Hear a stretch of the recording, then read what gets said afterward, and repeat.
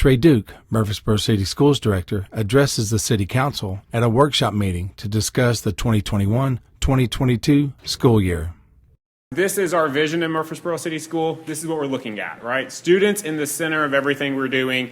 So what's really important to me is that we're always keeping touch with what's happening in our buildings and in our classroom, because obviously that's what we're looking at. And as we go through this next year, where we're continuing to deal with the pandemic, we're continuing to deal with the impact the pandemic has had on the last year and a half of our students, that we continue to address those needs and be focused on that success. So right now, as of yesterday, we were at 9,231 students. So that's about a 2.5% increase from last year. You can see we actually projected to be about 9,400, and we have not hit that, so we're about 226 below our projection. I will point out our large, fastest growing schools. Of course, Salem right now, our newest school, is currently our largest school in the district with 1,076 students. That's an increase of 142 from last year. Overall Creek, of course, our second newest school, is sitting at almost to 1,000 students. They're also seeing an increase. Scales is actually our third largest school, seeing a slight decrease. And then Irma Siegel is another school, a larger school that we're seeing some growth at as well. So I will share this with you as well. These are the lots currently available from the last report. So as we look at it, we continue to see, as what we're looking at is specifically Salem overall is where we also have the most open lots available in the city. And we're also looking at the permits that have been issued.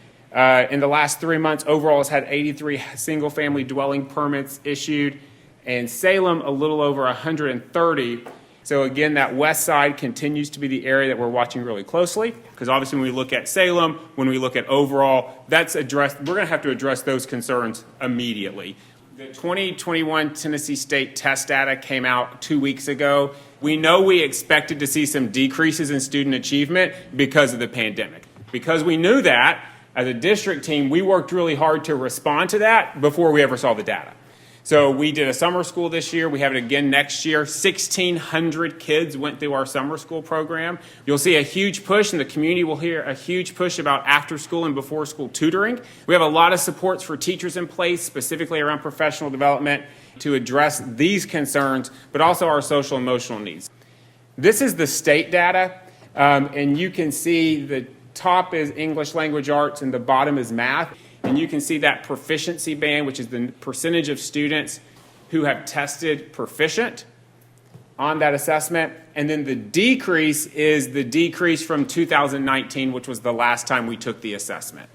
The trends are very clear for us, that because we were in school all year last year, because of the Herculean efforts of our teachers and our administrators, we feel very, very confident our trends are going to say MCS is outperforming the state, and the losses we did see were not nearly as significant as what the state saw. So we're excited, and we're proud of the teachers for the hard work.